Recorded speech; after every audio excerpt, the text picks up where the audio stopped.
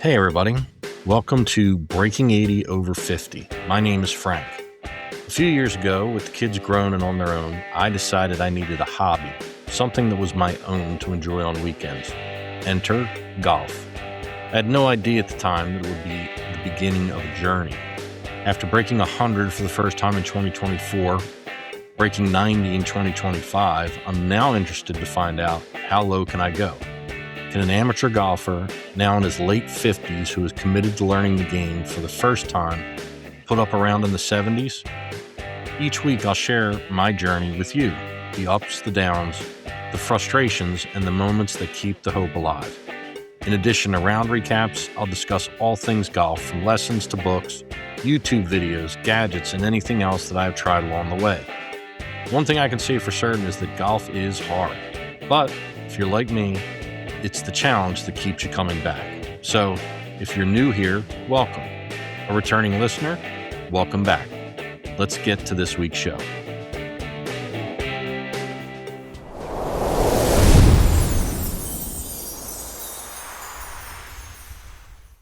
Hey everybody, welcome back to the podcast. I've got to say that right now I'm struggling. I'm struggling on the golf course. August has not been good to me. And when things aren't going well in my golf game, like many of you, I'm sure, I look for enlightenment, encouragement, not so much a quick fix or a silver bullet, just something to maybe get my mindset back in the right place that gives me the energy and enthusiasm to just keep grinding, to keep at it. So a few different ways to do that. And those of you who've been with me for a bit, and I like to read, so I'll pick up a book. But over this past week, I like to check out some other podcasts, and I tuned into the Golf Smarter podcast, and the host had an expert on who was talking about how to score better on the golf course. What were things that mid to high handicap golfers need to focus on to shoot better scores? And the first thing he said was eliminate the big numbers. Keep doubles and triples off your scorecard. To which, and I was listening to this, I was by myself in the car driving, admittedly, probably in a bit of a frustrated mood. And I'm going to apologize in advance because I haven't done this on the podcast before. You can fast forward for 10 seconds if you want, if you've got kids in the car. But hearing the expert say, keep the big numbers off the scorecard, eliminate doubles and triples, I just said out loud, no shit. And I know that. I know that the way to shoot better scores, I'm never going to be able to make enough birdies and eagles to overcome doubles and triples. But just because I know it doesn't mean that I can do it. And I listened to it for a little bit longer, really felt like it wasn't going anywhere, and tuned back out again. But a few days later, came across a YouTube video, and I guess the title must have caught my eye, but it was basically a video on how to make breaking 80 easy and the top 5 mistakes that you need to correct to get there. I think it's an 8 or 9 minute video. I will put a link in the show notes to the video. So if you'd like to watch it before I talk about it, you could stop here, go watch the video, and come back. But the video was from Ryan Mouque, Mouque. And guess what his number one mistake was that you need to eliminate if you want to shoot scores in the 70s? Eliminate doubles and triples. I was in a better mood while I was watching this, so I didn't say anything out loud. But what I will give Ryan credit for was that, I don't know if that should have even been the rule or one of his top 5 mistakes, or what the next things were focused on correcting. So from there, he laid out some things to do to eliminate doubles and triples. And so his number 2 mistake was always reaching for driver, meaning don't always reach for driver. And he said that his rule is to hit it as far as you possibly can, but keep it in play. And for me, that's almost another no shit moment. I get it. I understand it. Let's get the ball as far down the fairway as we can, but keep it in play.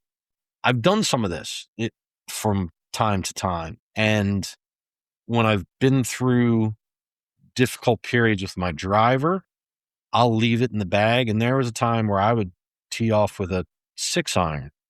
My issue is that I don't really have a replacement for driver. Another club that I'm comfortable in hitting off the tee, a 3-wood, a hybrid, something that's a go-to that if my driver's not going well, I can think, all right, I'll give up 20 or 30 yards, but I know if I hit this 3-wood, it will be in the fairway. Or I know if I hit this hybrid, it's going to be where I want. And Jason, who I play with a lot, does it. And he hits a hybrid and he hits it so well. It's so consistent, nice little draw, starts it out to the right, fades back into the fairway, doesn't fade back, draws back into the fairway. But he's really confident with a hybrid. And I wish I was, but I'm not. In all honesty, when I look at my golf game right now, if you asked me what club in my bag am I the most confident in, it's the driver. There are holes that I play out on the course that everybody else tees off with something less than a driver because it's narrow and relatively short. I'm still hitting driver. It's the one club that I feel like I'm going to hit well. I'm going to get in play, and I'm just less confident in everything else. So I understand what he's saying there. Hit it as far as you can, keep the ball in play. But if the hole is such that you feel like you may not be able to keep it in play with driver, hit something else. Hitting it shorter, keeping it in play is better than taking a penalty stroke or having a retee. Number 3 was if you can putt, putt. So he's talking about hitting shots from around the green, from the fringe, and said that a bad putt is always better than a bad chip. I don't disagree with that. And again, there was a long period of time where I had such little confidence in my chipping game that I was doing that. I was putting from places where you wouldn't expect someone to putt from, but I felt like I had a better chance of making probably bogey than if I tried to chip. But that part of my game, my short game, has improved quite a bit. And as it has improved, not that I still don't, and where I'll blade a chip and hit it over the green, and it makes me crazy. But there've also been quite a few times where I'll chip one tight and have a tap in putt. And a lot of times with putter in hand, I have a hard time judging speed based on how much fringe I have to putt through. And he's still right. I agree with the premise that a bad putt is better than a bad chip. It's something I need to think about a little more often, because the chip, I'd say potentially a bad chip brings double into play. A bad putt probably brings bogey into play. So that is something for me to think about. Number 4 was eliminate 3 putts. And again, we know that. We know we don't want 3 putts. But what I would say is he goes on to offer some drills, first on distance control and then on short putting. So I'll give him credit for that. He doesn't just say eliminate 3 putts. He goes on to share some information on how to be a better putter from a distance, and the tight ones. That's something I've been struggling with lately. And then last but not least, he says take an extra club, which is something we've all heard, that quite often a large percentage of misses are short, and just take an extra club. I struggle with that one. So again, I think it depends on how I'm hitting the ball, but there are quite a few holes on the golf course where I play that long is a problem. Long quite often brings penalty strokes into play, where short is fine. Obviously, on the green is where I want to be, but when I look at the misses, long is bad, short is good. And when I miss short, it's not generally because I have the wrong club in my hands. It's because I just didn't hit it well. And when I said didn't hit it well, it's not like, I hit that one a little thin. I came up 10 or 15 yards short. If I had taken an extra club, it would have been perfect. No, it's I chunked it, or, I yanked it left or yanked it right.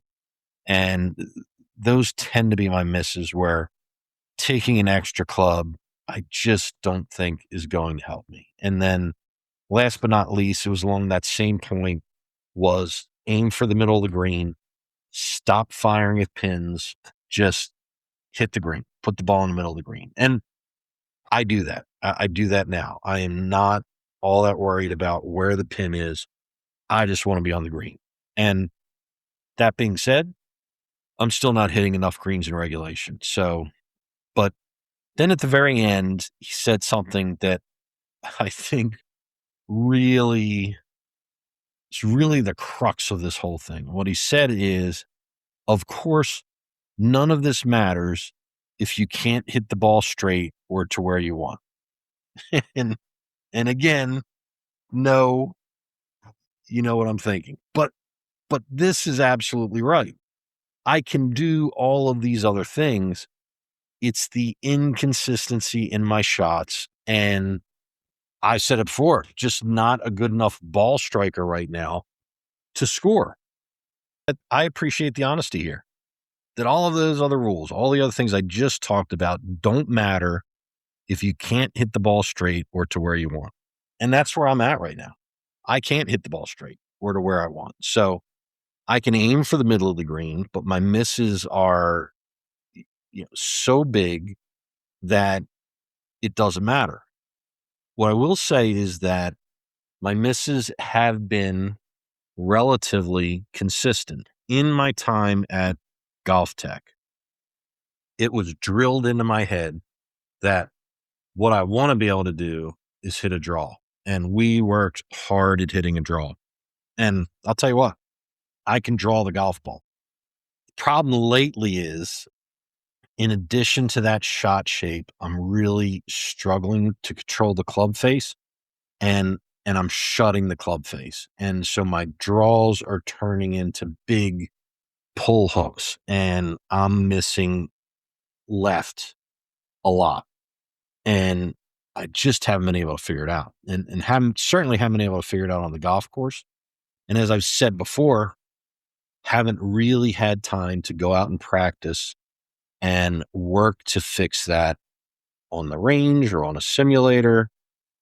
I'm just not in a place right now where I can do it. So I go out to the golf course and hope that I can figure it out, that I can square the club face and, hit some straighter shots. And the amazing thing is, I still lack the confidence in my shot shape to aim at the appropriate target. So, meaning, as much as I'm drawing the ball, I should be aiming right on everything. With the driver, I should be aiming down the right-hand side of the fairway. With approach shots and irons, I should be aiming at the right side of the green. And it's just hard for me to do, because I feel like when I aim right, that somehow, and I guess hitting it straight isn't bad, right? Because if I'm aiming at, say, the right side of the fairway with driver in hand, and I hit it straight, all right, well, I hit the right side of the fairway. That's okay. I'm afraid the slice is going to come back, and I'm going to start moving the ball left to right, and I'm going to have big misses to the right side. And I probably need to go out and play around and just say, you know what? If that's what happens, that's what happens. But on every other shot, I'm going to aim right and assume that I'm going to move the ball left. But it's hard to do. It's hard to pick those kinds of targets. And I shouldn't put this on everybody out there. I was going to say it's hard for me to pick those kinds of targets and trust that I'm going to hit that draw and have the ball come back into play into the center of the fairway or the center of the green. But I've got to get there. I just think I've got to find a way to practice and go out and hit shots and see it enough to build my own confidence in that shot shape. Because I think I hit the ball a little bit better this weekend, just in terms of making good contact, but I'm still, man, with an iron in my hand, the amount of swing thoughts going through my head and looking down at the club face and trying to figure out, is it open? Is it closed? Is my grip too weak? Am I turning my hands over? Like, there's so much going through my head that I don't know. I am struggling on the golf course right now. So this won't surprise anybody after I talked about struggling, but not a great week out on the golf course. I did play 2 rounds. I played Saturday and I played Sunday. I shot a 96 on Saturday and a 91 on Sunday. And I interviewed not that long ago on the podcast, Jared Tendler, who had written a book. And one of the things that I loved in the book was this conversation about looking at your golf game like an inchworm.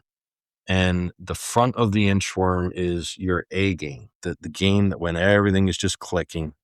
And the back of the inchworm is your C game, the game when things are just not going well. And talks about understanding the gap between the two, right? As the inchworm moves and the front of the inchworm moves out ahead of the back, then hopefully the back slides up to catch the front again before the front moves up. And where I'm at right now is I feel like the back of my inchworm has come a long way and has moved up to the front, because I've been playing some bad golf and I'm still managing to put up rounds in the 90s, which, trust me, does not sound great. But certainly some of these rounds would have been 105, 106. I've found a way to manage my bad golf to keep me in the 90s, but my good golf, that A game, the front of the inchworm, I've got to find a way to move that forward now. I've got to find a way now to separate and see that A game get further out ahead. And purely comes down to ball striking. I have got to be a better ball striker. And I've been better in the past year. I'm in a rut, and a piece of that, and I'll go back to it again, is I don't have a way to practice right now. When I was going to Golf Tech, I was there 2 or 3 times a week, not taking lessons, just grinding away and hitting golf balls on the simulator. And I think that helps. And I don't have the ability to do that right now.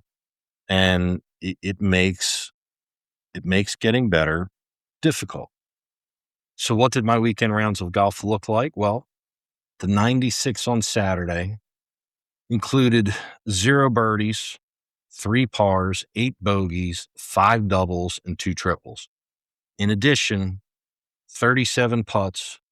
I hit 4 greens in regulation, and I had 1 up and down.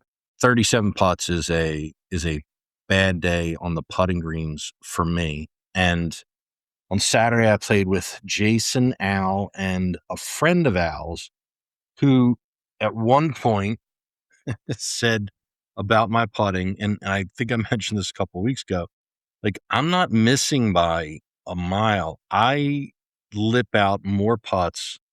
We got late in the day. He said, I've never seen anybody lip out as many putts as you have. And then he said, I think something that you probably don't say to people. He said, I don't know if you have the yips or what, which I just laughed at. He said, but you burn the edges on, I feel like, every putt you take. And he's not wrong.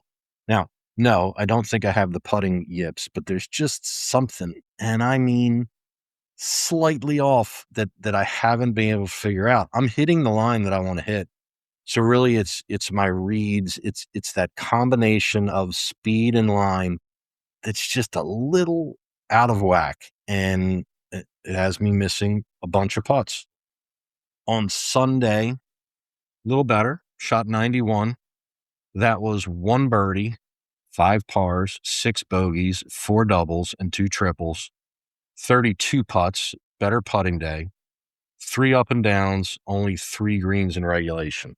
But I've been keeping, since January of this year, a detailed spreadsheet on every round of golf I've played. And through the first 4 rounds that I played in August, I'm averaging 34.25 putts per round, which would be the worst putting month I have had this year by a long shot. Now, there's a ways to go in August. I could go out, I could have some better putting days and see that come down, but it's 2.5 to 3 putts per round worse than I have been most of the year. My average score of 93.75 through the first 4 rounds of golf in the month of August is also the worst golf I have played so far this year. Like I said, could turn it around. There's still some time left in August, but after finishing July with back-to-back rounds in the 80s, 84, 89, man, August has been a struggle. So a few weeks ago, I introduced a segment that I called Birdies, Bogeys, and Blowups, which think of it as the good, the bad, and the ugly. And let's do it. For this weekend's rounds of golf, let's talk about birdies, bogeys, and blowups. So let's start with birdies. What went well? And I'd say my attitude was better this weekend. I mean, last podcast, I talked about giving up on a round of golf. And while a 96 may sound like it, I didn't give up. I mean, I stayed positive, had a good time on the course, kept grinding away. It wasn't my day. Another positive, another birdie, another good thing that happened is that on Sunday, I did have a good 5-hole stretch. And it's been a while since I've changed some holes together. So 2, 3, 4, 5, and 6, I was 1 over through those 5 holes. And again, when I get going like that, there's times where I get going like that where I feel really confident going into the next hole, but I've got to admit, I've been having such a rough time of it that felt more like it's only a matter of time before my other game comes back. And then finally on the birdies front, I made an actual birdie on the par 5 17th on Sunday, which the people I play with have had a conversation around how few birdies we see on that hole. And not because it's an extraordinarily tough hole, but it's a tough green. And it's a tough green no matter where they put the pin to get close. But I did on Sunday. I hit an approach shot to about 4 feet. And those are the putts that I have been missing a lot of lately. Put it in the center of the cup and made a birdie, which felt pretty good. So I'm going to skip over bogeys and go to blowups, because if on Sunday I had a good 5-hole stretch where I was 1 over through 5 holes and made a birdie on the par 5 17th, how did I end up shooting a 91? Well, let's talk about the blowups. I had a triple on the first hole and a triple on 13. And these are 2 of my favorite holes and 2 of, I think, the most gettable holes on the course. So again, back to this detailed tracking of every round of golf that I play.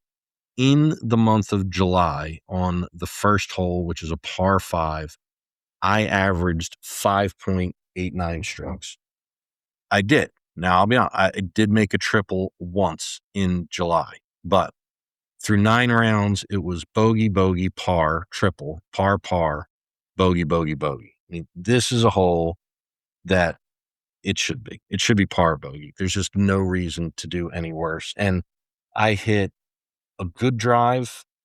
I hit a bad second shot. And then on my third shot, opened club face, sliced one into the water right. And it may be the first time I've ever put a ball in that water because it is, it's a terrible shot from where I was to put a ball in that water right. And that's how I ended up making triple. And then also made a triple on 13. Same thing. One of the most gettable holes on the course in the month of July. It's a par 4. I averaged 4.11 strokes on that hole through 9 rounds. Double bogey, par, birdie, par, par. So gives you a feel for how I feel about that hole. And somehow I went out and made a triple. 2 triples on 2 easy holes, erase the birdie and the good stretch of golf that I played on the front. And I carded 91. I'm not even going to hit on bogeys. I mean, I think my whole golf game is a bogey. There's moments where things go well, and there's just more moments where they don't. What I would go back to, though, is let's go back to birdies and what went well. On the 16th hole, it's par 3. So on Sunday, I'm playing with Jason, Steve, and Jeff. And Steve is somebody that is a normal part of the group, hadn't played with us for a while. He had taken a couple of months off. His first round back, I think, was about 2 weeks ago. And it was good to have him back out on the course with us. Steve is, he's smaller in stature, but powerful guy, hits the ball really well. And I've seen Steve shoot 78. I've seen Steve shoot 98. Streaky golfer. When he gets going, he can really play. But he's somebody that I text with during the week.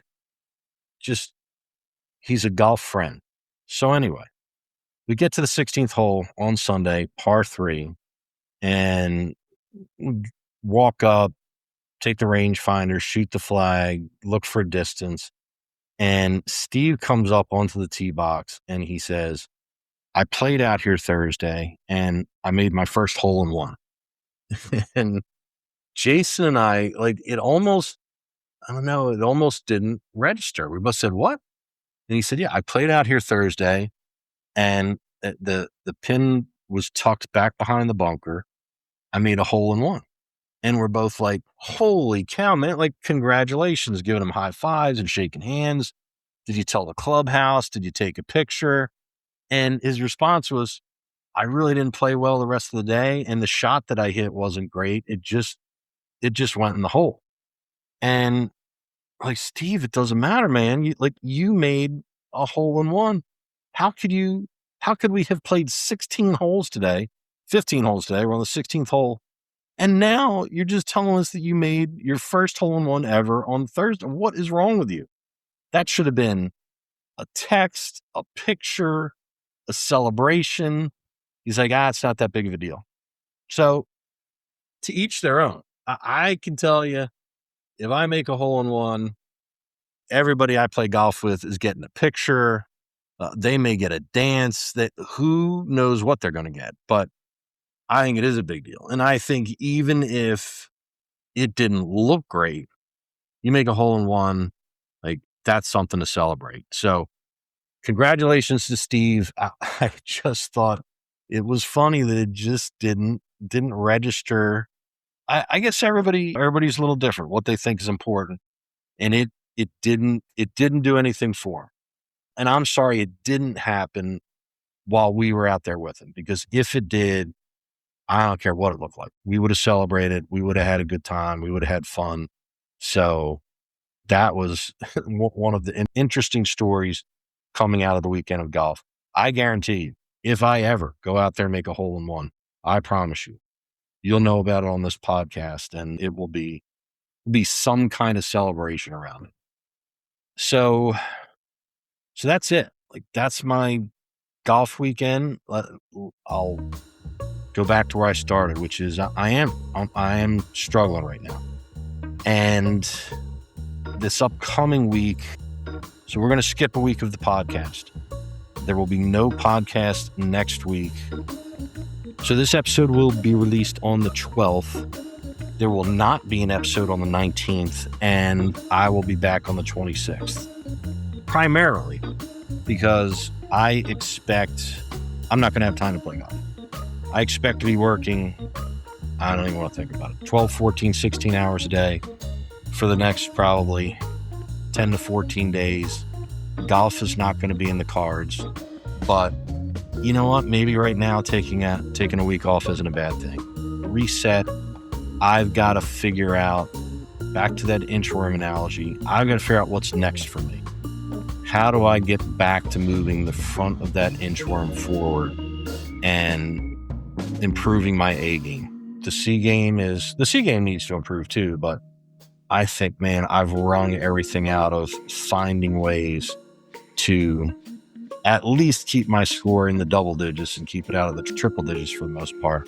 But I've got to find a way to move forward. I've got to find a way to start consistently putting up rounds in the 80s and getting a crack every once in a while at shooting around in the 70s. So let me know.